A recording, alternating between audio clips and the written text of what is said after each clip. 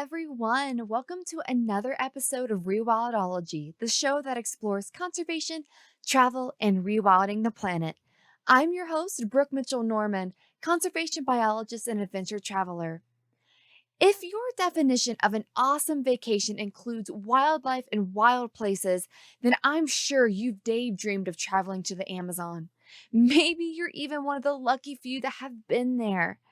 Boat rides along the Amazon's many rivers to observe a mighty jaguar prowling the riverbanks, hiking through the rainforest to see giant anteaters, binoculars pointed high in the canopy to spot countless birds hidden in the trees. While these experiences are highlights in anyone's life, we must ask the question, how do we protect the keystone species whose presence in the Amazon ensures that this wildly important ecosystem stays functional? In this episode, I'm chatting with Bridgette San Marco, co-founder of Save the Giants. Bridgette is a zookeeper and absolutely fell in love with giant otters early in her career. She wanted to do more for wild otters and went on a search to find an organization working diligently to conserve the species. When she didn't find one, she connected with other otter lovers and co-founded Save the Giants with fellow conservationist Christina Ward. Now they're working with indigenous communities in Guyana to conserve not only the giant otter, but other South American icons as well, like jaguars and giant anteaters. Their approach to conservation is different than many wildlife nonprofits, and I hope more organizations adopt Save the Giants practices. I barely knew anything about giant otters until this conversation, and I had a blast learning from Bridgette. And I hope you will too. Be sure to stick around until the end to hear this week's question. If you enjoy this episode, share it on your Instagram stories and tag Rewildology. Also, don't forget to subscribe, rate, and review the show wherever you're listening. These are the best ways to help the show grow and let others discover the incredible guests working so hard to conserve and rewild our planet. All right, everyone, on to my conversation with Bridgette. Awesome, Bridgette. Thank you so much for coming on and chatting with me about the super cool species that we're going to get into today. Holy crap. New country. I haven't even had a chance to talk to about this area of the world yet, so we're gonna dive in deep. But before we get all the way to today with giant otters and Guyana and everything, most people haven't even heard of this species, let alone work with it. So tell me about your journey. How did you get to today where you are working to conserve giant otters? Wow, really long story to get to there. Not too long, We but can go through all of it, whatever you yeah, want we'll to go through share. all of it. Giant otters are awesome. They're the longest of the 13 different species of otters. And most people think of sea otter or North American river otter when they think of otters. They don't think that, oh my gosh, there's that many different kinds of otters and they're all over the place. So usually the first question I get is, oh, is this the kind that holds hands? No, you're all on sea otters. Giant otters are way better. They spoon instead of holding hands. So much better, but They not cuddle biased for at all. real. They actually cuddle. But yeah, I'm on top of being a biologist with Save the Giants and co-founder of that organization. I'm a zookeeper too, and I've been in the zoo field for, oh goodness, like almost 19 years now. So I grew up in an aquarium back at home where I'm from, which was a Long Island aquarium. Spent 10 years there. And when I was there, I thought I was going to work marine mammals like pinnipeds for my life. Thought that was my passion. And then I moved to Texas and started working at a place called Moody Gardens. It's really cool environment. Became a rainforest biologist instead of marine mammals and started working with giant otters there. And then I fell madly in love with giant otters just from working with them.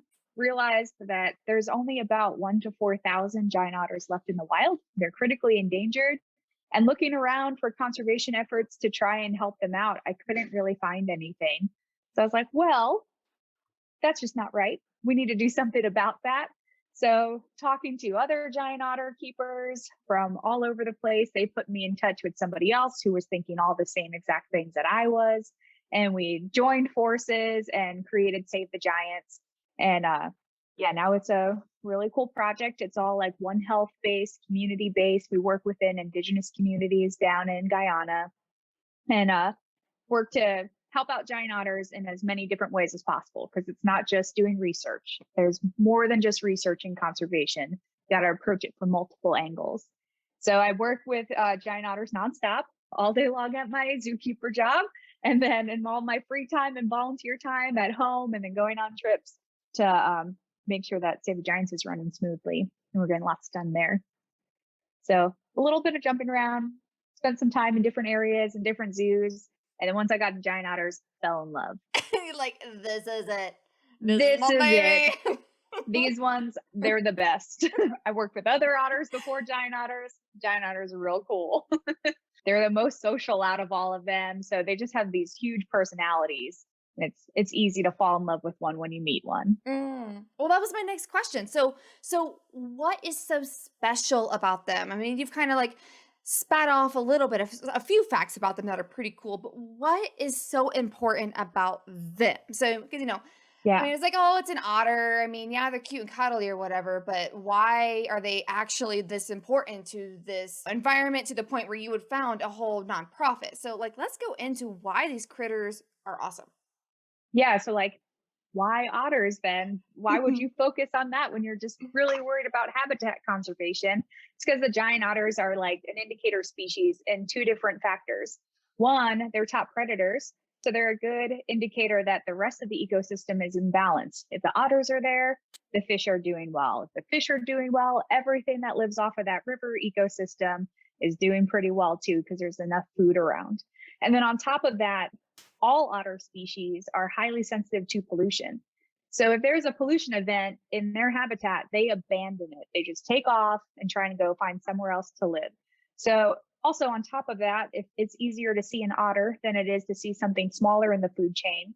So if you're going out doing like rapid river surveys or other different markers on the habitat, that's something a little bit, I mean, it's not easy. I'm not making it seem like it's easy to find an otter, but definitely easier than some other different like fish counting or like seeing a lot of other different trends that way. You can check fish quantities through the otter poop too. So just finding the otters and counting their numbers, and they all are built in with a wonderful system to identify individuals. It's their unique throat patches. So they have a unique design, a unique pattern on their neck called their throat patch. Every individual giant otter has a different one. So we can catalog all of the otters like without being invasive at all. You just can photograph them, put out camera traps, and then put them in a database and track them over a period of like their lifetime and see how far are they moving? Are they able to traverse through their habitat? So, or is it all interconnected?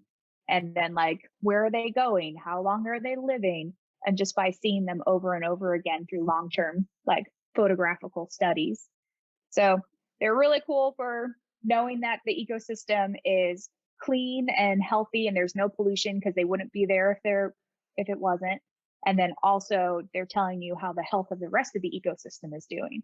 So it's a really good animal to focus on. So Save the Giants, we call it just giants, not just giant otters, because Guyana is land of the giants. You have the jaguars, you have giant otters, you have the giant anteaters, like a lot of giant animals around there. So even though we focus on otters, we're really looking at everything and the system as a whole, but it's easier to get all those little indicator markers, bioindicators from those giant otters. Oh my gosh. Yeah, that makes total sense. Oh, that's Yeah. awesome. Because they're awesome. Because giant otters are awesome. Oh my god, this is freaking awesome. Like the cutest thing. The fact they spoon, I'm just loving the fact that you told me that they spoon. Because like Yeah, that is that's my just awesome. favorite thing to tell guests at the zoo, because that's the first question. Are these the otters that hold hands? No, they spoon. Way better. Oh, that's great. So just to help visualize it for us. So what exactly is the ecosystem like that they live in? Just kind of paint a picture for us. So this is an audio format. What does it look like? Yeah. So take me on a boat. We're on a boat. And what am I looking at with you right now? So it is beautiful, dense vegetation along the river. It's a rainforest ecosystem. So you have those, depending on where you're at, the rainforest and then the savannas are surrounding the more dense river. So in the rainforest, you have two different seasons. You have your wet season and your dry season. during the wet season, it's really hard to get anywhere because everything is covered in water. It rains so much that the rivers will flood their banks and flood the savannas, which during that time, that's when a lot of the fish are breeding in the grasses of the savannas. That's like their little nursery. And then as the dry season comes, all those now fish that were breeding are restocking essentially the rest of the river, smaller amounts in a smaller area, larger amounts in a smaller area. And so then you can see the otters really well. We like to go down in the dry season because they're all in those heavily stocked rivers during the dry season. But that being said, we survey year round. I just don't personally get to go down there all the time, having two jobs. But that's why we work closely with local indigenous communities, and we train them how to do the surveys and train them how to do all of the data collection. And they go out once a month for like a week long every month, and we're getting long-term data. They're doing all the project. We're just supporting them. So it's gorgeous environment. As you get closer to the mountains, you're going to have a lot higher, taller trees. And then as you get lower lying, you get like more like shorter and closer to the savannas versus the big dense rainforests that you think of. But there's primates, there's jaguars, there's ocelot, there's the otters. It's not just the giant otters, it's also neotropical otters that hang out in the same areas. Caiman, anaconda, tons of fish, like beautiful, rich rainforest environment. Guyana is pretty untouched. So a lot of people think of giant otters in Brazil, but they're losing a lot of their habitat in Brazil because there's a lot of people in there, where Guyana is a little bit more untouched. It's like their last stronghold. So that's another reason why we focus in Guyana, because it is their last stronghold. But now what we're starting to see is oil companies coming down into Guyana and starting to try and find places to get oil there. So it's good to have all this information now and start gathering stuff, so that way they can take all this data that we collect and come up with land usage programs to say, okay, we need to preserve these particular critical areas because this is where you see a lot of diversity crossing, or this area not so much, or this area may be okay, and make sure that everybody is thinking about the long-term effects of having oil companies come in versus what's already taking place, because it's not smooth sailing everywhere for animals worldwide. I wish it was, but we know better. Yes, we've all been in this field for long enough to know that everything needs our help right now, from big businesses, especially extractive businesses, as the population grows, that's for sure. Ugh. But let's go back to Save the Giants. So you co-founded this organization. So it sounded like whatever this amazing conversation was that you had, I don't know if drinks were involved, but you're like, you're fucking amazing. You're amazing. Let's do this. So, okay, decision has been made to do this. So what did you do next? How did you come up with this idea? Did you or your co-founder already have connections in Guyana? Because, being a foreign NGO coming into the area, that's pretty hard. It's pretty difficult to get anything started. So take me through that process. How did you get established in Guyana and really working with the local communities to save the giant otter?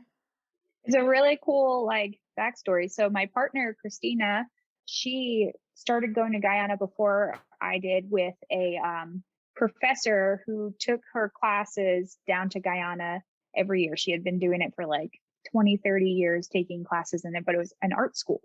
So they were trying to look at conservation through art, saying that we can write all the scientific papers that we want. Nobody's going to read them. So you have to find other ways to reach people if you want to make an impact. So they would go down, and it was more art-based side of things. And Christina, my partner, is an amazing artist. So she tagged along with this group and made a lot of those different connections and started a little otter project along with it. And then as we started going, the project was growing very, very rapidly. And we branched off from being underneath that project through that professor to being our own nonprofit. So we are a 501c3. We founded a couple years ago and have just hit the ground running. But we were able to make a lot of connections and a lot of friends with the locals in the community. And I mean, that's the biggest part is collaboration, because we have some of the like book side knowledge, but they have that indigenous knowledge, which is just as, if not more important. So you got to team up together and get a whole understanding of what's happening in the environment. So yeah, we started as it was like kind of art based and with science going, and then starting to get more and more science, but art is still very much part of the project too. How we do most of our funding is through t-shirt sales and Oh, like nice. fundraisers and things like that. Christina is a super talented artist, and she does all of our designs, like the cute little sweatshirt that I'm wearing right now that has Oh my God, otters on it. yes. I'm not ashamed to say that all of my wardrobe probably has an otter on it in some form or fashion. Um, gotta rep, gotta Yes. take those Yes. opportunities to talk about otters wherever you go. Oh my gosh. But Yeah. yeah, so a little bit of art and then a lot of science, and then getting more and more science and working within the community.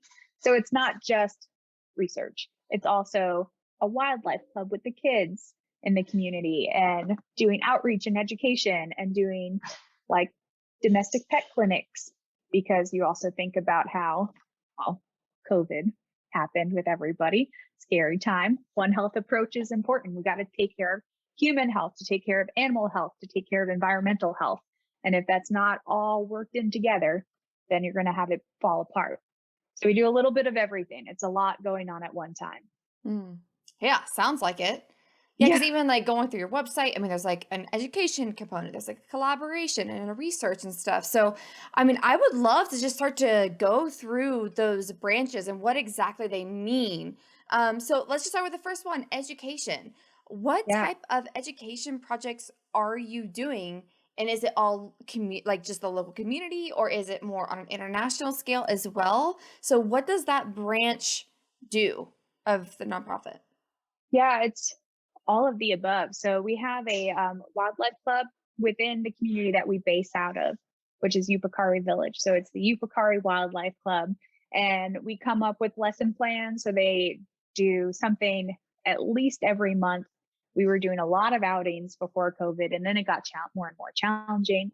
But we bring down like school equipment and coloring equipment and activities. So we're learning in nature. They have an amazing opportunity that they are living in a beautiful environment right there.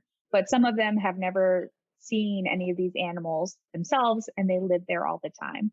So we have taken the kids out on the boat with us. They've helped us do otter surveys. We go bird watching. It's a lot of identifying and learning how to work within the environment and sustainability, things that we can learn from each other. And then trying to change some of the perceptions, because a giant otter that eats 10 to 15% of its body weight every single day, and then a community that would also eat a lot of fish, might say that, oh, those otters are eating all the fish, so there's less fish for us. Not the bigger picture that's taking place right now, which is climate change, unfortunately, and like that rainy, dry season cycle we were talking about earlier, and how the fish reproduce. All that's kind of thrown off balance right now due to climate change. So the rains aren't coming as much as they would be, or at different times, and it's throwing off those breeding cycles of the fish. So in one side, you might say, oh, it's this one's fault.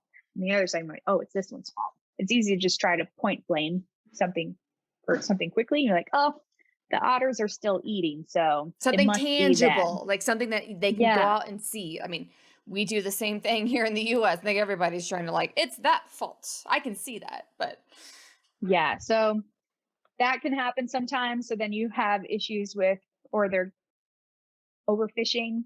So then they're trying different technologies to catch more fish, and then the otters get stuck in nets, leaving nets unattended, or what have you. There's a lot of different things that go into play. So trying and changing some of those perceptions of the otter through the kids and also through the adults. So we can do things like, if we're talking specifically to mothers in the community, we can say about how otters are super sensitive to pollution.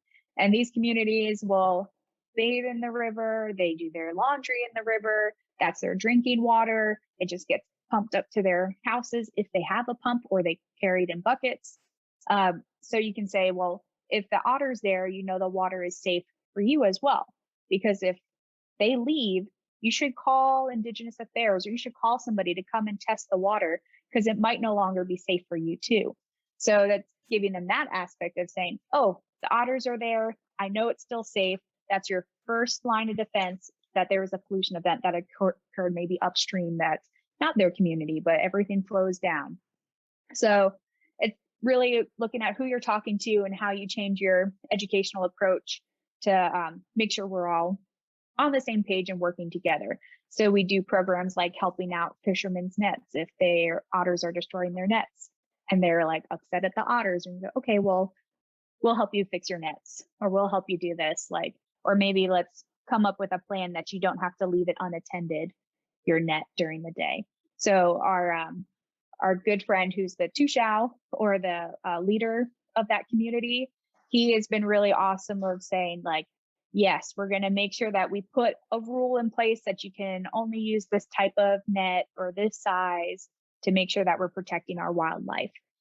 So fishermen you talk to one way about fish, women with children you talk to about the health of their family, and kids you're talking to about how cool these animals are and how we want to keep them around and why they're important and why they're awesome, because they're going to be the conservationists of tomorrow. So we want to make sure they're learning all the things really young. Beautiful. How did you two engage the leader of the community? How did you get that person? I'm assuming a male, but it might be a female. He is a male. Yeah. But it How'd you doesn't get have him to be a involved? male, which is cool. Oh, in that So, community, really? Oh, that's yeah. cool. Yeah. Oh, wow. So they he grew up in a wildlife club himself. He's actually pretty young. Even though he's like Oh, the village really? elder, he's a young guy. He's not that old. That's just the term.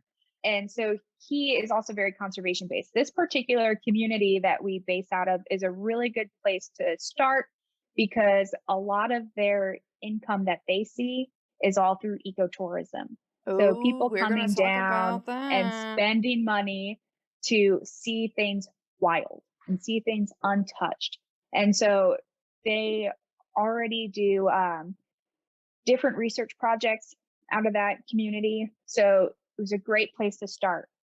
And then you hear like the community downstream, there's definitely some rivalry. So it's like, oh, in this village, they eat the otters. And you go and you talk to the that community, like, no, we don't eat otters. What are you talking about? We heard that these guys like shoot them. And we hear that these are, it's like all this tattletale stuff and like little small like drama. We're like, okay, so what's the real story? What's happening? But yeah, so he is awesome. He's been on board with the project since day one, but also just knowing that we are there to help and it's their project. It's their project. We're helping support it. So have them take ownership of it. Like the other great thing is we pay them a stipend for all the work that they do. So we're creating jobs that are helping out keep everything wild and keep everything untouched. And there's a big problem where there's not enough opportunity for employment in these communities. So they are indigenous, they live off the land, they all do some sort of farming, and there's not that many jobs to go around. So it's hard to come up with an income in some places. So being able to be an employer for them is a big bonus for the Tushao because they want to see their young kids or their young adults having an opportunity to not have to leave the community, to be able to stay and live with their families and not have to go off to a bigger city or another country to get any sort of employment. So it's nice that we're able to support them and then at the same time keeping everything wild. Yeah, so none of us on our side, we don't get paid. So like myself, no, the rest of our board, all of this is volunteer. Whenever we go down, it comes out of our own pockets. We save up for our trip, and all of the money that we raise is for equipment and our stipends for our guys in the field. Wow. So you're pretty much creating like a whole team of wildlife biologists, essentially. Yeah, exactly. And so we put them through different classes and different programs. There's we team up with other organizations. So there's one really cool project right now that we are collaborating with, and they have this new like app that's coming out for doing some different like research collecting. So they're going to be doing a class and teaching them how to use that app and how to use this new program. So we're paying our guys to go attend that class and learn how to do it, because then it'll be able to trickle down into our project. We could probably use the same things. And if it doesn't even help us, they could use it in future endeavors.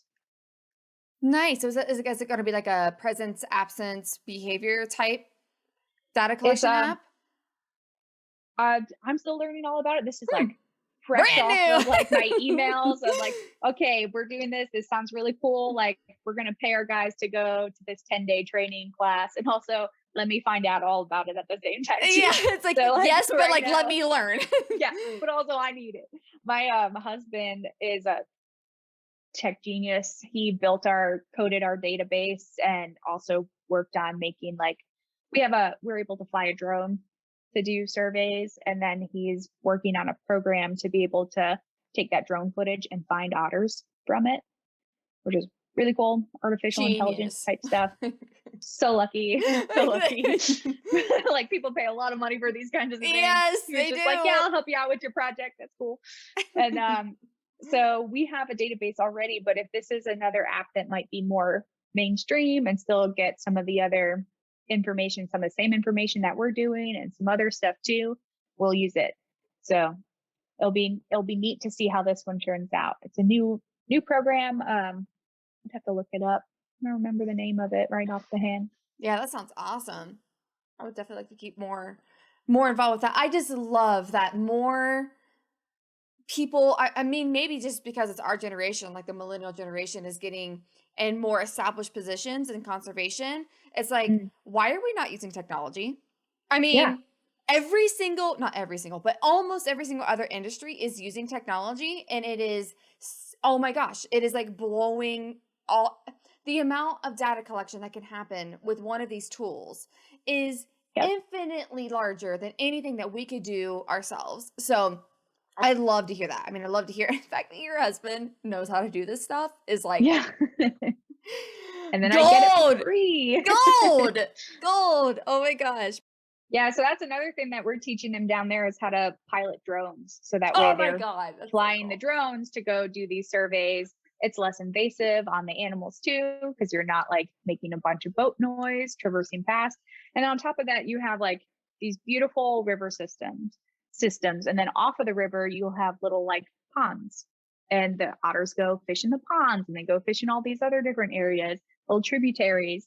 So you don't have to park your boat, get up, hike to get over to the pond, just look around and be like, is there any signs of otter activity? So now what we can do is save some time, some critical time, and send the drone over, say, okay, do we see any signs of otter activity? Should we go trek over there, or say, nope, let's conserve our energy, keep heading downstream, and then pick another place to go check out?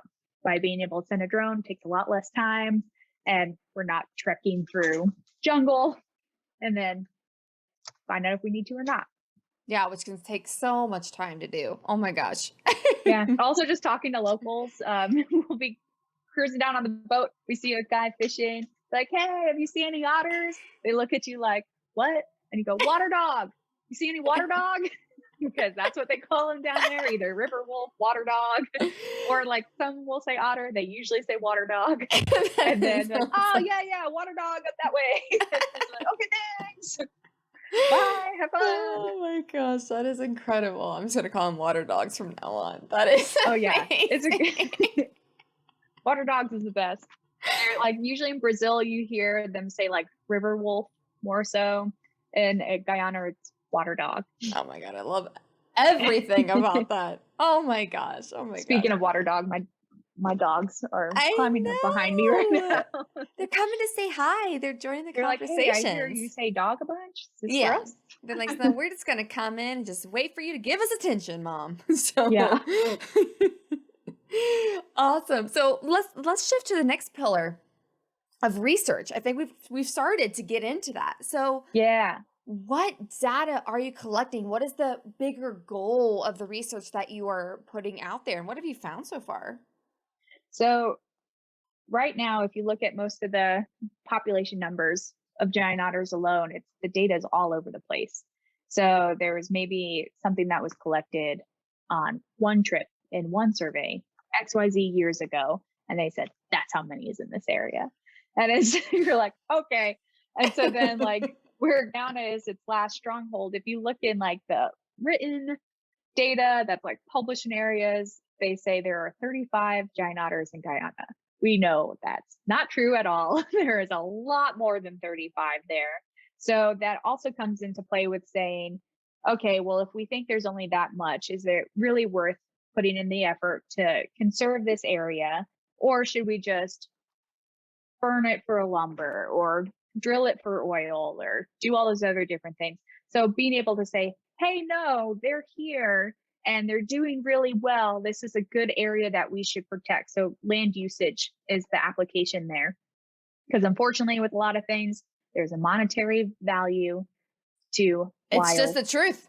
It's the truth. It's just the truth. It sucks. I hate politics. They're real stupid, but it's just the reality of it is being able to convince the people who are making legislation that this place is worth saving because we have this animal who's protecting the environment. They provide homes for other animals and all that other different stuff. So that's one aspect of it, is just trying to get a better handle on how many otters are left. And then, so population surveys, we accomplish that through rapid river surveys, which is just driving a boat, counting all the signs you see, counting otters that you see, putting up camera traps in areas that's not going to disturb them at all, and then be able to count otters that way, and through those drone surveys too.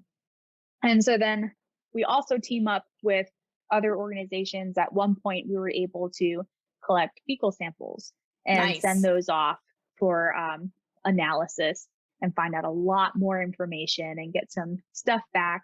And then you can do these long-term genetic studies too, through fecals and stuff too, to say, okay, well, we have these many otters here. We know that once the otters reach about 2 to 3 years old, they get really aggressive with their siblings and their parents, because that's their driving force to leave the family group, go off on their own, find and establish their own territory, and then settle down and start a family group of their own. But how far are they going? So we don't know how far do they have to traverse to get away from their family to start their own family. So then finding out, okay, what are those critical markers? How big of an area do you need? What do they need to be able to bypass? So you have, like in Brazil, hydroelectric dams, and that might be limiting otters' access to traverse through their habitat to get far enough away to come up with their own territory. Or is it okay for them to hang out in closer areas in Brazil if the hydroelectric dams are there? So the other thing with hydroelectric dams is it's limiting migratory fish species from coming into their habitat and then cutting down on their food supply because they hold down a territory. So looking at where they're moving and when they're moving and how far do they go, which we can do that through fecals potentially by finding their latrines, but we can also just do it through those throat patches. Their throat patches don't change their entire life. So if we're expanding our project and expanding our bounds of where we're surveying, and we find an otter that, hey, you used to live over here, and now you're all the way over there with this otter who was over here, and now they're all the way over there. So trying to find out that long term of how much space are they using, not necessarily in their territory, but when they have to leave. So all that information is really important. And then behavioral things and other things that come up. I feel like every time we look at one question, we have 10 more. So the way it goes in science, yeah. you know. Always like, oh man, it's gonna be. Can I just answer one question? Can I just answer one question? Just one. No, not that easy. So always learning something new. We're able to, like, it's been reported in the past that, oh, maybe because every time a giant otter has a cycle, like their women have a cycle, they say that it's a pseudo pregnancy because they go through all of the exact same hormonal spikes as a pregnancy when they cycle. And so they're like, oh, well, maybe that's evolved for this purpose or that purpose, or who knows, but it wasn't necessarily confirmed and seen that the older female siblings are helping to nurse their young too.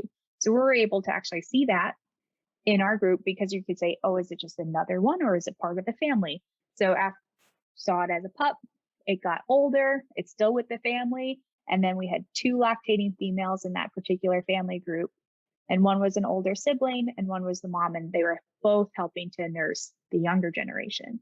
So that's how their numbers can grow more established families have more hands on deck to help. So different things like that. Like it was just like assumed or said, oh, maybe it's for this. We were able to see that because we are looking at these individuals time and time again and watching them grow up. So really cool stuff like that too. That's so cool. Yeah. So I cool. didn't Like know that. I knew the pseudo pregnancy thing from working in the zoological setting. And you can like look at those hormones and say, oh, it's the pseudo pregnancy. There's no way they're not pregnant because of XYZ, or this one wasn't with a male, but they go through the exact same hormone cycles. And it's because of that. It's because the older females will help lactate to help That feed is the younger. amazing. Ryder got excited about that too. Oh, He's like, what's happening? Like, what do you think, Mom? That's amazing too. Yeah, so we're always finding new stuff. So it starts off small. It starts off with, okay, how many are there? And then it starts off with, okay, then where do they go? How far do they go? How much land needs protected to protect them, to protect the ecosystem, to protect the whole thing altogether. So how far are you in that research? Is there anything that's going to be published soon, or how many more years do you think you need to collect before anything like that will be available? Well, I think we're going to be like collecting data forever. Well, But yeah, I mean, yeah, yeah, because you're always finding more stuff. But right now we're just starting to compile a lot of our survey data together, and we're starting to work on writing the paper at the moment. So it's just starting to write that paper. But the really cool thing about it too is it's not us writing the paper. We are writing the paper for the most part, but the authors are going to be our indigenous community members who we've trained to do the project. So they will be the authors on the paper. It's up to them. So it's a little bit of different process than you would do for your, like, you're going through writing papers and what we're used to. And oh, you go through this and this and this method. We're adding extra steps. So I have no idea how long it's going to take because it's going to be half written and also approved through our team in the field, and then approved through their village council, and make sure that they are all on board with everything that's being put out. And then we'll just be put on there as a contributor or a sponsor of the project, but it is going to be their paper for them to publish. So we're very much in like, this is your project. We're here to support. We're here to help, but we're going to make it your own. And so it might be a little bit longer process than it would normally be to write a paper, but we'll see. That is beautiful. I'm excited for it. Seriously, that is beautiful because in this field, and I mean, egos get in the way, sometimes they really do. And the fact that you're like, my name doesn't have to be the first on this paper. Like, this is not my area. This is not my country. This is not my home. I just love this species. And so that just goes to show both, you and your co-founder, like Christina, like just your hearts, and yeah, really we're not in about this it for our names in there. exactly. Like, nope, this is our team. They're awesome. We're going to give them all the supplies that they need. Any questions that they have, we'll help train them. But it's up to them, because if we all did conservation in our own backyards, it wouldn't be that bad.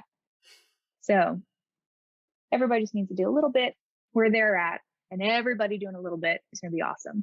Yeah. Gosh, that's beautiful. Oh, that's so cool. Before we move on to collaboration, last time we chatted, and you briefly mentioned it a second ago. So this database that your husband has helped build, what is this database? What is in it? What's collected? And yeah, let's just go into that. It's like mystical database that we always reference and talk about. We just like, it's so the cool. database. Like, I love it because basically I just told him all the things that I want. Like, I want it to be able to do this. I want it to be able to do that, and let him figure out the challenge. So when we're collecting data, we're collecting a lot of photographs of different otters. We're collecting a lot of GPS points.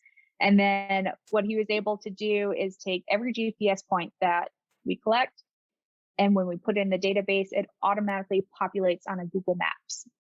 So we can look at everything live in satellite on a Google map, because he got into Google Maps API and coded and worked it into our database. And then we can look at a family group and say, enter in the family group, and every individual that's in that family group and the dates that they were in it and how long they stayed in it with pictures of their throat patches and then where their territory range is. And then if they're showing up somewhere else, that's showing up as a GPS point too, like, okay, we found this individual who was in this family group and now it's in this group. So you can change its history throughout its life and where it was and who it was with. So different things like that. That's the bare bones of it right now. He's always adding more to it. We've added in not just otters, but like there are holts. That's what otters sleep in. They dig out the sand from the roots of the trees and make these cool little dens. It's called a holt. So when we see a holt, that goes on to the database and we say it's in this one's territory, and we can confirm or not, like, oh, it was used by this family group. And then like latrines. So otters are also really awesome with their scent communicating. The whole family group goes to the bathroom in a community or a family latrine. And then they do this wonderful behavior where they take their paws and they spread all the poop together everywhere to like finger painting and painting, which is why it sounds like paint, because it's like they paint it all together and they can detect up to like at least 300 unique chemical markers in that spring. So they know everything about the otters who were there when they left it. So we record those sprinting sites, those latrines as well in our database. So all the different factors, if we see footprints, we can record in there, like here was a sign of an otter, it was footprints. So all that can be populated onto a map and also in like a Word kind of format of, okay, we can look at this otter's history, all of it, where it's been, where it was sprinting, who it was sprinting with, like where is the tracks going? Yeah. Another big question that was around for everyone in the community is like, oh yeah, we see the otters in the dry season, but we have no idea where they go in the wet season because there's so much water everywhere. It's hard to see where they're at because they just disappear. They go to different spots and it's hard to get everywhere. So also trying to figure out like, where do they go in the wet season? How far are they leaving? How far are they going? Because they're trying to find fish. It's harder when the water's everywhere versus condensed into like, what is it, shooting fish in a bucket? Like kind of thing. Yeah. So yeah, trying to answer some of those questions, like where are they going? And those GPS points help out. We have to very much rush over to our camera traps sometimes because the river can increase by like 10, 20 feet in like a couple hours sometimes. Oh my depending God. on how much it rained. And like we're like, oh, quick, save the camera traps, go out and collect them, please. It's about to rain. They'll know it's raining in the mountains, so it's going to be high the next day. So they'll go out and get them. But yeah, that's basically the database right now. The database is always adding more features to it because the creator coder of it is upstairs right now. She's like, Michael, I need it to do this now. And he's like, okay. Oh, that is so awesome. Gosh. Yeah, Really eventually jealous we'll be of able that. to probably put the drone footage in there eventually. So it's going to be awesome. And then we have it as like password protected and stuff because not everybody wants to know where otters are for good reasons. So we want to make sure that that is secure information and that somebody can't just log into our database and say, oh, there's a family group of otters living here. I need otter for XYZ reason. That's not very nice. And go collect them. Is poaching a big issue? So it can be in for a few different things. They have definitely issue with the illegal pet trade, which is terrifying to think of. These animals get 6 feet from the tip of their nose to the tip of their tail. Even the smallest of all 13 species of otters can bite through a steel-toed boot. These guys bite through caiman like it's nothing. And biting, wrestling, tackling is all part of their play. They're territorial, like challenging. They spread their poop all over the place everywhere. They can't communicate. It's like a nightmare. I don't know why people want them as a pet. I love them. Do not want it in my house. No. Do not want them like that. No. So that's definitely a problem in some areas, is an illegal pet trade type thing, which blows my mind. Throughout the 1950s and 60s, they were hunted to almost extinction for their fur coats. So their fur is very desirable in some areas. It was made illegal in the 70s.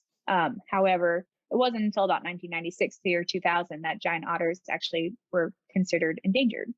And that was because of habitat loss and habitat degradation. But even though they put like, oh, it's not allowed to poach otters for their fur, that doesn't mean that illegal activities happen. And then there's also, so there's the wildlife trafficking for pets, maybe for other purposes as well. There's different markets that want different parts of their body for different things. Beyond me, I don't understand why, but I didn't grow up in a culture where that was that, oh, this is the cure for this, or this is the cure for that. So there's all of that aspect as well. And then mostly though, like issues with fishermen where they think that the otters are eating all the fish. So they want to get rid of the otters. And then if they get rid of the otters, it throws off the balance of the ecosystem, they have less fish. So then trying to do some of that outreach too. But yeah, there's definitely lots of issues. Big ones are pollution and climate change, but humans are a big problem in all of it as well. But yeah, that their fur, you think like a sea otter, they have a really, really thick fur coat to help them keep warm because they live in cold waters along the west coast of the US, like California and Canada and things like that. But the giant otters have very thick fur coat too. You're like, well, that doesn't make sense because they're in a tropical rainforest. It's nice and warm. Why do they need a thick fur coat? One, it waterproofs them.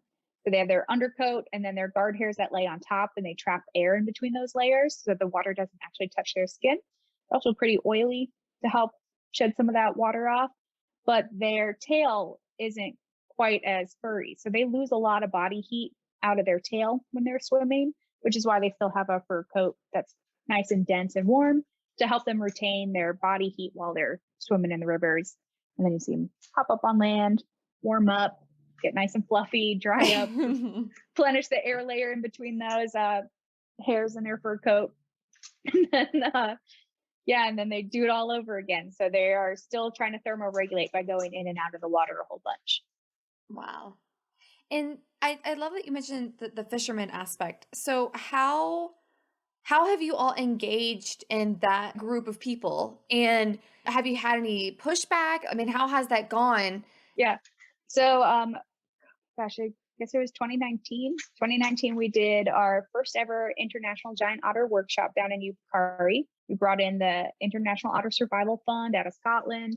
We brought in an expert who does wildlife clubs in communities from another area. We brought in a neotropical expert from Mexico, and then us for giant otters. So big collaborative event, and everybody, all the adults in the community participated. They all came because we were providing food every day as one. Yeah. If you want people to come to a class, you say, hey, we're going to serve lunch. They show up. So we pay for the lunch that we have snacks, and we do movie nights and stuff. But we had everybody all together because it was going to be a nice community event. Made it really fun. And then we could just sit down there and just have open forum. Be like, tell me what your concern. What do you see a problem with? How can I help? How can this information maybe be hurtful or helpful to you? So really just being open forum, being open and collaborating with everybody and saying, tell me your concerns, because I'm not here all the time. I don't fish off this river like you do every day. What's your concern with an otter? Do you have a concern with an otter? So kind of like a very open, just verbal survey, essentially. So an opinion survey. And that's when you start to hear the like, well, in Patoka, they eat the otters. Oh, well, in this area, they do that. He would never do it. Can we have lunch now? Stuff like that. And then, so just trying to find out that a lot of the concerns is, oh, I've had otters get stuck in my net, or, oh, I see them eating, and different things like that. And being able to approach that and saying, okay, well, they are actually eating a different fish than what you're trying to catch. Like, what fish are you trying to get? Okay, they're not eating that necessarily, and I can prove to you because look at their poop, and it's got all the scales and the skeletons from the fish that they're eating, and it's not the scales and skeletons of the fish that you are after. And then try to bring in all of those other different things of climate change. And you've noticed, I'm sure, that the rains haven't been as much this year, or like they all know because they know that river like the back of their hand. They know the river like the climate, the rains, and you can sit down and talk to them and be like, yeah, we're basically in a drought. Like, it's a problem. We don't have enough rain right now. Or they'll say, oh, the rains are coming late this year. Hmm. It's all off. So all this information is just word of mouth knowledge that they know. It's that indigenous knowledge that's, I think, more important sometimes, and things that we write down in a paper, and being able to get the bigger picture of everything and say, okay, so tell me, what do you need? What do you need? We're here to help. So just not going down and lecturing to somebody, just having a conversation is how we're able to build bonds and make friends. And they love when we take their kids to go and have free time all afternoon and then bring them back to They're like, them. yes, Yeah, babysitters. babysitters. Take them. I want my Yeah, evening free. Like, go ahead. Miss Bridgette, I have a question. Like, yes, tell me all the things. That is awesome. But yeah, I think that's the bigger aspect of it. Conservation, like worldwide, is just like sit down and listen. Just say, hey, what's up? Like, what's your concern? You're here all the time. You tell me. I'm an outsider. So, what's up? How can I help? I love these animals. I want to see them around. Do you feel the same? Can I convince you to? Can I convince you to like an otter? That is awesome. And then like finding those different ways to be like, okay, well, we'll help you with your nets. Okay, well, they're not really going after that fish. Oh, well, they're really important for your safety too. You don't have to call somebody down here to come test the water. You don't have to do this if they're around. You know that it's safe. So all cool things like that. And I think what gets a lot of people too, they I know we talk a lot about not anthropomorphizing animals and giving them human emotions and things like that, but sometimes when you do that in different cultures, they are like, oh wow, I didn't know how smart they were. I didn't know how well they take care of their family. And that's like appealing to them. They're like, oh well, these are pretty amazing creatures, we want to protect them too. So there's that aspect too. I can show them. I brought down one time paintings that our otters made in my zoological facility, because I told them about, oh, sprinting, but we trained it with paint and canvas instead of poop in the dirt.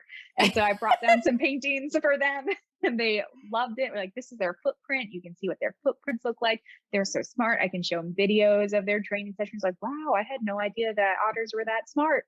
It's like, yeah, it's really cool. Next time you're out fishing and you see otters around, just take time and enjoy and watch them and see like how they're communicating with each other and how they're like hunting together as a team and how they all work together. It's really cool stuff. So then another like probably threat, which is unfortunate, they will go, because they love them, and collect what they think are orphan otters, to be like, this otter was orphaned, we need to protect it, and try to give it to somebody who could potentially rehab, re-release it, is the thought and the goal, because they care. However, the otters, when they're born, are pretty useless. They can't do anything on their own. They need their family to do everything. Their eyes aren't open right away, but their family just goes out to go fishing and they come back. So they'll leave the babies in the hole. So they'll be like, oh, this baby was all by itself, like, or was just there, and there was no parents around. I didn't see him at all. I waited for a while. I didn't see him. Yeah, because they had to go a little bit further to go fishing today. They're coming back. Like, don't touch it. Leave it. I love that you love it, but leave it alone. That kind of thing, which is the same thing that happens with birds falling out of nests or squirrels falling out of nests and rabbits up here where I'm used to it. It's just on a different scale there. So some of that knowledge too of like, oh no, this is how they raise their young, and they all participate. They all have to go hunting for fish during the day and then come back and feed them, and being like, they're not orphaned, they're not abandoned, leave it. Just leave it alone. Oh yeah, this just needs to be So like the yeah, so model. it could be helpful and hurtful at the same time. Get them to fall in love with it, and like, okay, Too much love. Also, Too much love. Yeah. Oh. I mean, maybe you've already covered everything, but I would love to give the opportunity to talk about collaboration, which seemed to be like the last Yeah. big pillar of Save the Giants. So what exactly does that mean? How do you collaborate? Is it with also, it sounded like with maybe some other NGOs as well, with local communities. So what does that entail? All sorts of things. Like you never know who's gonna be a really big help when you meet them. So just talk to different people. A lot of times when we're there in the community, we see that there's another research project that's there working on a completely different animal, or a film crew that's there trying to get shots for Discovery or Animal Planet or something like BBC. things like that. And for example, there's a project within the community where they want to count the Amazon River turtles because they used to have this big festival in the community every year. It was a turtle festival and they all loved eating these turtles. It was like a feast type thing. And then they realized that there's not that many turtles left and not really seen why. So now they're doing a project where they do like basically a Head Start program. So they go and they collect some of the turtle eggs and they incubate them, raise them up until they're a little bit bigger and can fend for themselves better, and then re-release them back. So it's similar to what they do in Florida with alligators, giving them a head start, collecting some of the eggs from nests, growing them up to bigger size, putting them out. So that way they have less predators than right off the bat. So we've told them like, hey, we're out on the boat, we're out on the river. While we're counting otters, we'll count turtles for you too. So we can help count turtles, and then we can ask other programs that are out there doing birds, like, hey, we're out here looking for otters. If we see your bird, we'll let you know. What data do you need us to collect for you? So that's the next big thing with our project is community-based science. So get citizen scientists out there. So we have posters up for people who are there on ecotourism or people who are there just visiting or there for another project. If they're out and they're looking for something else and they see an otter, we're like, hey, just grab that GPS point real quick. Tell me how many otters there were. If you have pictures, awesome. Send them to this email. If you have this, let us know. And it doesn't have to be a lot, but that's going to help the project out because there's more eyes on the river. So more eyes to see pollution, more eyes to see animals are doing, more eyes to see like what potential legal activity is going on, and being able to report all that back, having more eyes, more help all around. So it's working with other projects like that, just for the research side of helping each other out, but then also teaming up with other organizations who have the same goals in mind and that are maybe doing other different things. And they're going to help our project in one way or another, and we can help theirs in one way or another, because we're all trying to do the same thing. We're all trying to save the world, whatever you want to call it. But if we all teamed up a little bit more, not like this is my project versus this is my project, like we're all in the same spot, help each other, which is why that we called it the first ever international giant otter conference for us in Guyana. We brought in the International Otter Survival Fund from Scotland. They are amazing people, by the way. And they have all sorts of different things just for different species of otter that they do over in the UK. And then we had Pablo, who was a neotropical otter expert from Mexico. We brought in somebody else who did wildlife clubs. We brought in like different people who are better with artistic type things, some like vet techs and vets who could do like domestic pet clinics, because backtracking, another big concern is diseases from the dogs, domestic dogs or people getting into the rivers, getting into the otters. So if we can do things like very basic mange and flea baths and getting vaccines and getting like essentially frontline and things like that, so they're taking care of their animals, also taking care of the otters. So we can bring in vets to do even spay and neuter events for all the domestic dogs. So there's not a ton of dogs running around that's hard to manage in their community. They were really grateful for that. Lots of different collaborations. So it's that One Health approach. And then also just equipment for the school. So just so they can keep learning their education and not have to drop out of school early or different things like that. So collaborating in every aspect of the word, in every little avenue, we kind of touch our hands into every little aspect.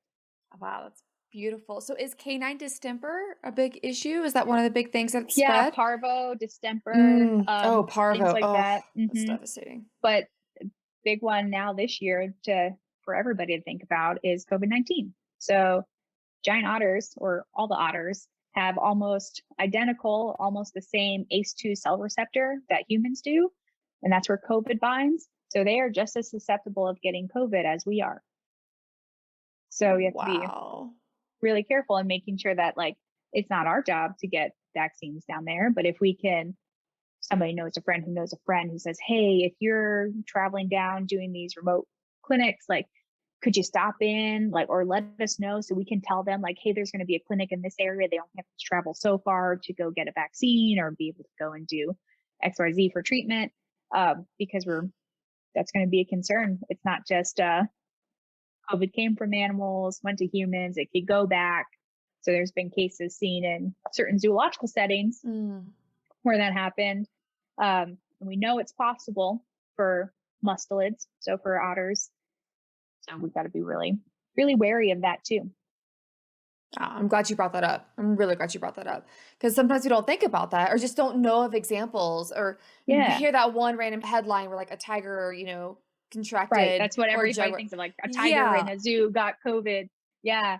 And so they're like, oh, and then like a gorilla in a zoo got COVID, and they were able to actually make a vaccine for the gorillas, which was really, really cool. But we don't have Wow. a vaccine for otters. So Of we course. don't have that yet. And it's not like we could go around and vaccinating all the wild otters. That's not going to happen. No. But so what we can do is make sure that the people are staying healthy, because the people are going to be the vectors to bring those diseases onto the river. So if we can try to make sure that it's not just working with the otters, it's working with the people, it's working with the environment and the pets. So domestic pets, people, environment, making sure it's all in balance, and we can help out in however we can. We have different ways that we know how to get things into the community. So we can be like, hey, this guy is a really good transport to get point A to point B. And so just kind of those logistical stuff. So we can aid in just a helping in hand of how we get things down there to help out for the other side of things. So medical and schooling and all that stuff. Wow. So it's big collaboration all across the Yeah. board. If you want to save wildlife, you have to also protect humans, their pets, and the environment. It's all of it together. Yeah. It's never one thing. It's Never never one one thing. thing. It can't just be one thing. Can't be that simple. Yeah, if only. If only. I know. Well, I I could know. just be like, I want to save otters today. Like, done. I just want to save you. But apparently I got to save everything else and then I'll save you. My list keeps getting longer. Yes. Just proves how intertwined we are with nature. We think we're Exactly. such a separated species, but that's just not true. It's not true. Right. We are part of nature. We are part of ecosystems, and we're just as important as Yeah. the species itself. And another thing people don't think about, everybody refers to the wild. I always try to say there is no the wild. There is no the wild left. It is not a thing. People are everywhere. Even in these super remote communities, there's people around. So we go into dense rainforest. You think there's no people? There's people. There's communities. There's people down there. So you're never getting away from people. There's too many of us. So there is no wild, because nothing is untouched. So we got to be able to protect it, protect our everything in our own backyards, because we are everywhere. Yeah. That's another love thing that I really like about being a zookeeper on top of my conservation work, is that I'm able to participate in conservation in multiple ways. So another way that like zoological facilities deal with conservation is through species survival programs. And so, for example, giant otters, where I work is an accredited zoological facility. So we work with all of the other zoological facilities in the world to ensure 90% genetic variability for the next 100 years for every otter pup born. That way, if they go extinct in the wild, it's like an insurance plan of genetically valuable otters that we can do reintroductions with, which is happening now in Argentina, which is really, really exciting. Oh, wow. So some otters who were born in a zoological setting, raised very differently than some of the ones that you would normally see interacting with their keepers. They were not interacting with their keepers. They went to Argentina, and they are going to be slowly released back into the wild, doing a breeding program, making sure that there's long-term studies and data on all of them, so we can start to try to repopulate otters in Argentina. But it's not that simple, because you have to be able to have the habitat support the otters if you're going to just put them back. So in a lot of areas, we have to make sure that we protect the habitat before we can just say, well, just put otters back in there. It's not that simple. So I get to participate in conservation on the ground with trying to protect the habitat and trying to preserve the habitat, as well as the insurance plan side of it in a zoological setting of making sure they are around for a long time to come. Wow. Talk about feeling foolhardy. You're like, I'm going to Yeah, make sure it's you very stay on this fulfilling. planet. Like, you will be here. No choice. Come hell or high water, Yeah, you you're will be going to here. stay. So I really want to get to one aspect here from my background. So I'm a conservation travel specialist, I guess you can say. And I would love to talk more about this ecotourism aspect of Yeah. what exactly is ecotourism down there and what is the role that it is playing in this bigger picture for giant otters. Yeah, there's definitely areas where they do it right, and there's definitely areas where they don't. So Yep. I know of areas not like in other countries for giant otters specifically, where if they see giant otters, all these boats have radios to communicate with all the other boats, and they all flock to an area to see the giant otters.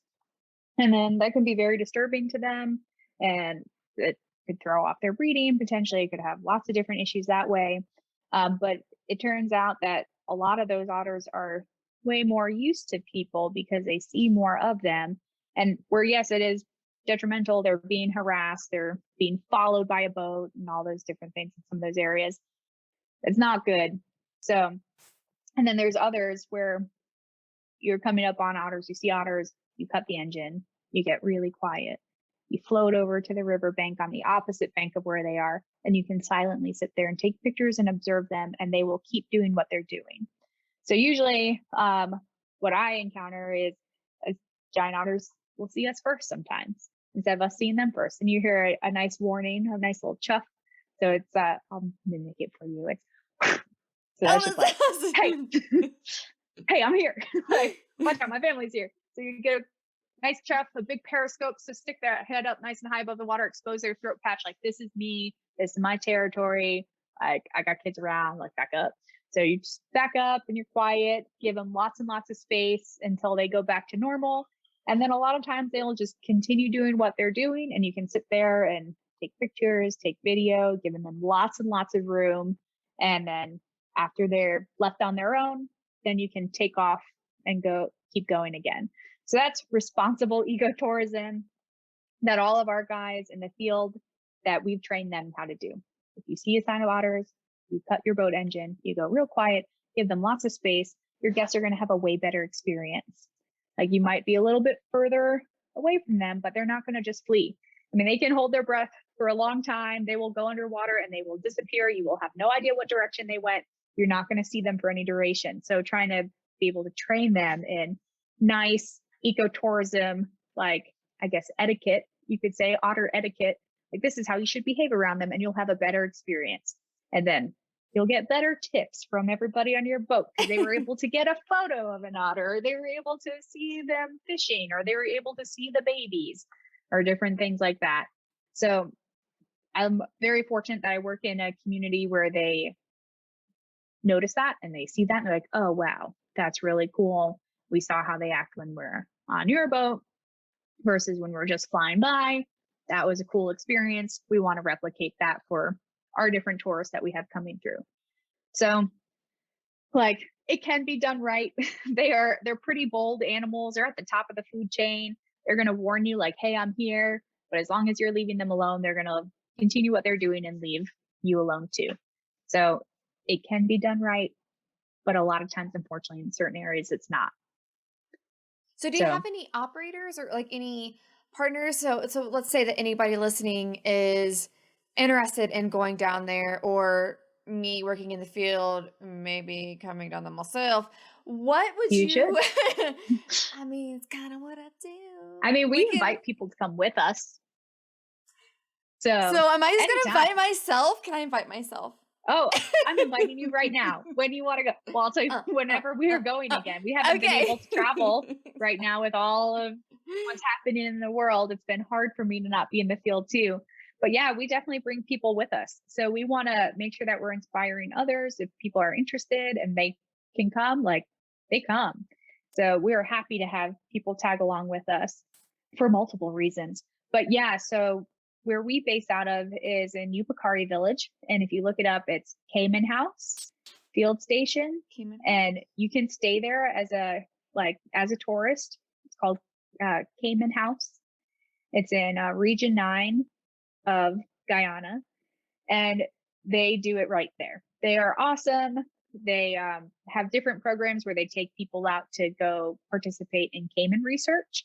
So it depends on what the research is at the time. But at one point in time, they were doing gut content studies on caiman. Ooh. So that was really cool. They would very respectfully, very carefully, they know what they're doing. They would catch up a wild caiman, bring them over to shore, pump their stomach with a little bit of water, turn them upside down, and what comes out, they can like catalog their gut content. So a lot of times they were finding that they were eating snails of all things, which is really kind of cool. They came in, you would think, oh, they're eating all of these other different things. Sometimes they're snails. And then they do things where they go to a neighboring community and they can go out and see giant anteaters, or they have a different tour operator who specializes in fishing in different areas. So they do river drifting trips. So they go up to one area and they just drift down in small John boats throughout the river and are doing birding and doing like seeing arapaima, so big fish, and lots of other different things like primate. Everybody hopes to see a jaguar, but it doesn't always happen. I was very lucky to see a jaguar, but because your cat knows. With my cat nose, my zookeeper knows. I know all the smells because I've cleaned them all. So that's what they joke and call me. I have an otter nose because I usually smell the otters before I see them. Like, I smell otter. I've cleaned that poop a lot. I know that oily smell. It smells wonderful. We're coming up on some otters. I'm like, I smell cat. I've been peed on by a cat too many times.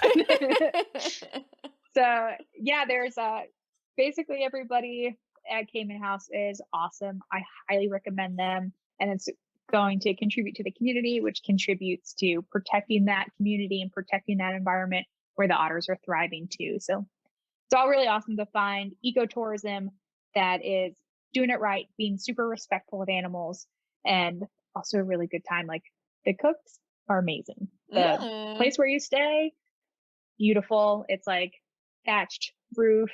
There's like 2 stories of it. It has bathrooms there, which is wonderful when you're in the field to have a flushing toilet and a shower. But yeah, it's a beautiful area. The bats are going around at night. You wake up to like different like parrots singing in the morning, waking you up, and then you go to bed to howler monkeys calling in the distance at night.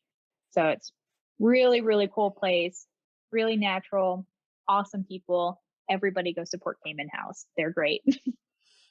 Well, we might have to talk more about this offline later. I mean, with my and anybody else who is listening, and you're like, I want to go on a trip with you guys, like, feel free, reach out to me. I'm not hard to talk to, and we will try to make it where anybody can come with us. We are more than happy to get other people passionate about all the things that we're passionate about, and then start doing it all on their own too. We also love when people do fundraisers for us. We've had people we did growlers for grotters was a thing. So grotter for giant river otter. Oh my God, that's amazing. Growlers. So it's like a bunch of brewery events where we just teamed up with local breweries, and it's a fun time. If anybody wanted to do a growlers for grotters, we got some stuff. Shameless plug. Yes, I mean, come on, that's what we're all about here. You know, it's gonna take all of us. Literally takes everybody. Takes all of us.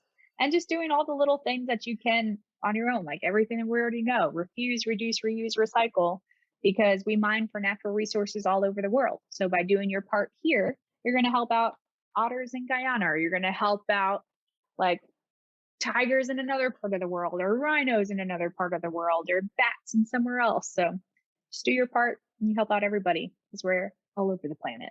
Yes. Gosh, that was beautiful. That was awesome. I talk to people a lot during the day. Yeah, you're like, I know these awesome spiels. They are practiced. I have a lot of really cool people around me, and I take different things that I hear from them. I'm like, that's a cool thing. I'm going to hold on to that. I like that nugget. I'm like, oh, that's nice. I'm just going to steal that. That was beautiful. Yeah. This will be useful. Let's shift back to you for a second. So one thing that I really love about this podcast and this whole platform is really showing one, what we do, but also who we are and Yeah. everything we've gone through. So, what would you say in your journey so far has been the biggest thing you've had to overcome, or one of your biggest Mm. struggles that you might still be dealing with it today, or something that was really big in your past that you've had to overcome?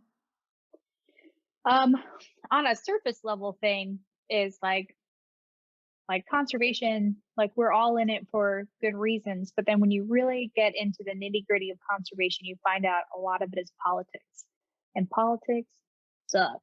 And I hate dealing with that side of things and be like, hey, it would be really easy to do XYZ, but like try to get people to vote on those different things. And not everybody thinks the same way that you do. They have very different point of views.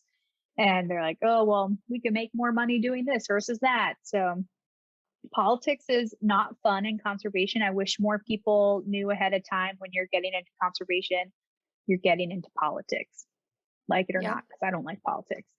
So that was one thing that I found out pretty quickly with when it comes to politics too, is then trying to get your permits to do different research in a foreign country when politics are in place. And there's maybe somebody who is like, I don't know about this person. They're brand new, or it could be challenging to get different permits, or everything's like in a smaller community where everybody talks. It can be like, oh, well, I want my permit. So maybe if I say something about them, then I'll get mine and they won't get theirs. Like it's not a all or nothing game. Like everybody can work type thing. So sometimes permitting is a challenge. Whenever we go to renew permits, it's always like a who's going to be reviewing this document? Who knows? Not that we would ever do anything questionable, but you still like just like community saying like, oh, they eat otters, they hunt them, they do this, and you turn out like, no, they don't. It's just those word of mouth telephone games sometimes. So that's always frustrating, is that nitty gritty stuff like, hey, I need this because I'm going to do this right. But why is it taking forever to get some paperwork through? Paperwork's no fun. Um, yeah, and I think another thing that luckily I haven't struggled with too much, but I know a lot of other people who do, is getting too bogged down and too depressed, because it always seems like the problem is too big. And like, how am I going to tackle this huge problem? Once you think it's one thing, there's so many more other things in play. So I had I did I guess it was a panel discussion for World Otter Day with the International Otter Survival Fund. So I was talking about giant otters. They had other people talking about other things. And somebody asked me as a panelist at the end, like, how do you stay so positive when it sounds like everything's pretty shitty for those otters? Like pollution and like being hunted and wildlife trafficking and like health issues. Like, how do you stay positive? And my answer to that, and this is like still what I have to tell myself every day, is that positive people are looking for solutions. Versus if you get too bogged down and you get too negative, it's easier to throw in the towel and say, there's no way I can do this. Like, there's no way I can do it by myself. What's the point? So trying to constantly tell myself, be positive. If you're positive, you're looking for answers, or you're looking for solutions, and you're going to keep going. You're going to keep getting fueled in that way, which I think having my simultaneous zookeeper of working with otters in a great environment where they're like happy go lucky, and I get that every single day. It's very rewarding for me working with those otters one on one, and then being able to do the hard nitty gritty work of protecting their habitat, which is the conservation side of things. Not to say my zookeeper side isn't hard. It definitely has its challenges. It has sometimes more challenges than the conservation side. But yeah, I think trying to find more people to try to stay positive is hard, because you can be like, oh, well, there's this issue, this issue, this issue. Like, it's too many things. I give up. You talk too much about negative. I don't see there's a point. What's the point? So trying to keep all the conversations like where it's serious, but also light enough where it looks like there's actionable things that could help. Could not agree more with that whole outlook Oh my God. Yeah. Like you're like speaking from like my heart. Like that's the whole, that's This is exactly why my we need to go into the philosophy. field together. It's going to be Girl, awesome. let's go. We need to go. This is so up my alley. You don't even know. But seriously, we are going to chat offline Yeah. because this is kind of building a whole conservation travel program. So Yeah. let's chat. That's another thing that we want to do. We want to be able to bring people with us when we go on our trips to support the community and then support the otters. And that's going to fund all of their research and fund their stipends. So we really want to be able to bring people with us when we get back to a point where people can travel again, of course. Right. When it makes sense to actually schedule all this stuff, which I mean, Yeah. slowly but surely, working in travel, there's a lot of countries that are pretty much just saying, fuck it. Like, our Yeah. economies have been crushed for so long, and Hmm. the vaccine is available in enough places, and a lot of the people that are traveling are vaccinated. Right. So I think I mean, at least in a lot of the areas that we work in, I'm starting to see some things. I mean, of course, you don't know what Delta is going to do, Right. but I think it's to the point where everyone's like, I'm so stuck of sitting on my ass at home. And a lot of places are like, we need tourism dollars. It is one of the biggest Yeah. industries in our country. So I think it's starting to be a shift. And Yep. we'll see what happens. Of course, we all need to be safe and not put, especially high risk communities that might not have access to any forms of Medical care. healthcare. Yep. Yeah, we definitely need to be safe when it comes to that. But yeah, there's definitely a balance of safety versus livelihood. And I think Right. some countries are just like, I'm over it. I'm over Yeah, it. I'm especially in seeing more people areas where die. all of their like economy is based on ecotourism. Exactly. So once that like went away, it got to scary times for a lot of Yeah. people. But then at the same aspect, they don't have the medical care that we have. So, for instance, in some of the people who have gotten sick, they all have to go to a different town, and they're basically kept in a tent type, like a big tent type thing, and they weren't doing anything. They were just basically trying to keep you away from the rest of the population. And so they were saying that they weren't even getting water, and some days they weren't getting food, and so they were getting really sick, and they didn't have any care, not even basics, not even like food and water care when they need it. So it's easy on our end when we have like urgent cares and hospitals and doctors' offices like all over the place to think outside of that perspective of like, yes, they need the economy they to boost up in these ecotourism areas, but at the same time, like we need to make sure that we're getting vaccines and healthcare to these areas as well. So I'm eager, I'm itching to get back into the field, but we're feeling it out with our people on the ground every day. Like, hey, you're there, you're the ones going through it. What do you guys think? When do you think is a good timeline? Like, if you tell us, because they already have, they had some film crews go in there recently, and we heard a lot of people in the community complaining to us saying, I can't believe they came here. Like, don't they know it's still, everybody's still sick and stuff like that, because it's hitting them later. So it's hitting them Which harder. that Like, makes sense. yeah. So the people who are bringing them in are like hurting for money. And then it affects everybody in the community too. Cause they're like, well, now we had somebody come in here from overseas and we're all scared and we're afraid that we're going to get sick and then have to go to this other town and like maybe not get the proper health care. So it's feeling out not just the people bringing you in, but also the rest of the community around it too. So I'm hopeful though. I'm hopeful it'll be really soon. I think we're on the Yeah. up and up. I think you'll be there in Yeah, for sure. 2022. Easy. I think Yeah, definitely by next year you'll be there next dry season. I think so too. I think we'll be there in 2022 for sure.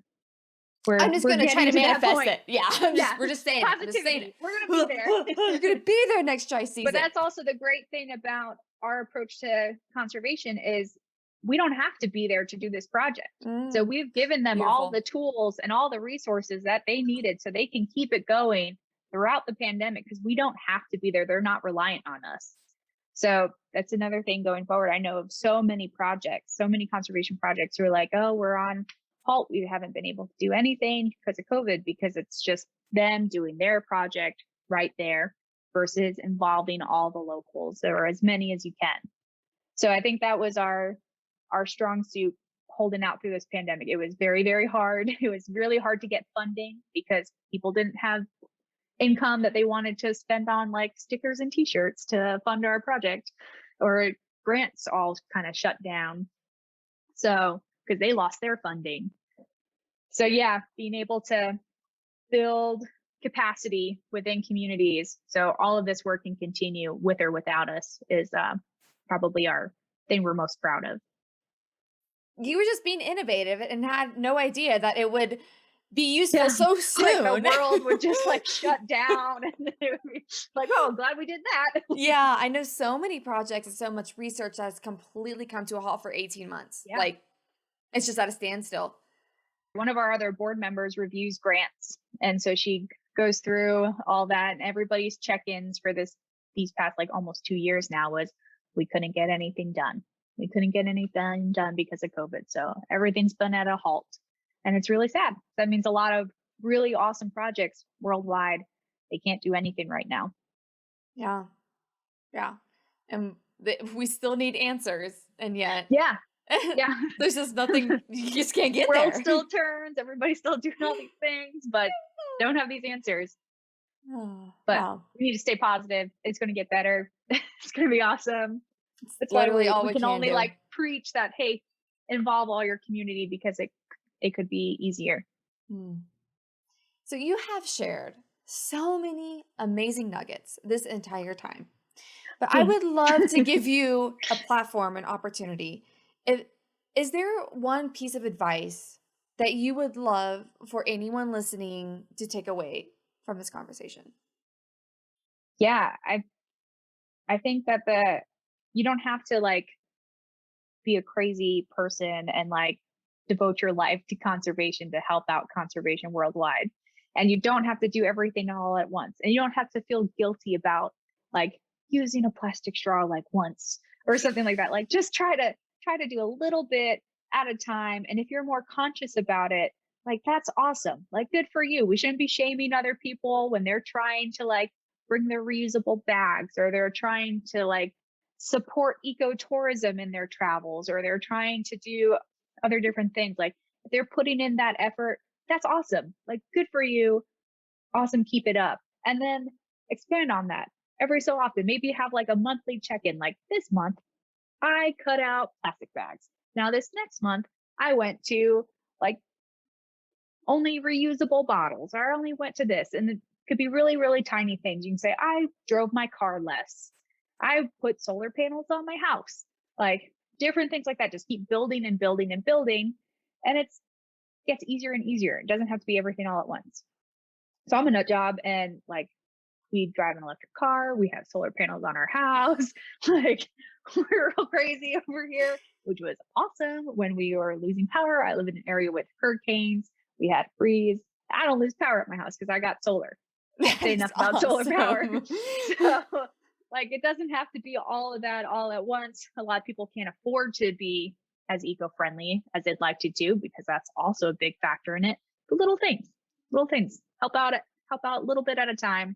And you're gonna do awesome. Just stay positive. Positive people look for solutions. Heck yeah, we do. There's a solution out there. We just got to find it. It might take some sifting. Might have to go through some poop every now and then. Yeah. But gotta do a little sprinting. it's there. It's there. We'll find it. Awesome. So how can someone get a hold of you or the organization if they want to donate, if they want to support, if they have an idea, all the things? All the things. So easy way is to email me. It's Bridgette, BRIDGETTE @savethegiants.org. Or you can also find that email on our website, which is savethegiants.org. I'm also like on Facebook. We have a group for Save the Giants. We're on Instagram. We're on like all the social media stuff. TikTok, I'm just starting to get into, having a lot of fun there, but that is challenging. That's not really a place where you can get a hold of somebody, but it's fun for cool otter content. So yeah, any of those areas, info at Save the Giants will filter into all of our board members' inboxes. So email us, message us on Facebook. Like, don't be shy. We're happy to talk to anybody. We're happy to bring people in the field with us. Like, if you want to support otters, learn about otters, see them in the wild, when we start traveling again, we are more than happy to have anybody come with. The more you can get people to love them, the more people you can get to love them, the better it is for them. So Awesome. Well, I think that is the perfect way to end this today. So thank you so much, Bridgette. This has been so much fun. I cannot wait to share with everybody everything about giant otters. Yeah. And I'm excited to go in the field with you soon. This is Oh gonna my be God, awesome. girl. We gonna go. We're gonna go. We're gonna go. Oh, such a great conversation. There is one pillar that is vital to the way that Save the Giants works, and it's collaboration. And I want to ask you all this and really think about this and send your answer in on the Rewildologist Facebook group or hit me up on Rewildology's Instagram or, of course, the website. But the question is, how do you feel we can increase collaboration in conservation or the sciences in general? Awesome. Send me your answers. I would love to hear what you think. Hey, thanks again for listening to this episode of Rewildology. If you like what you heard, hit that subscribe button to never miss a future episode. Do you have a cool environmental organization, travel story, or research that you'd like to share? Let me know at rewildology.com. Until next time, friends, together we will rewild the planet.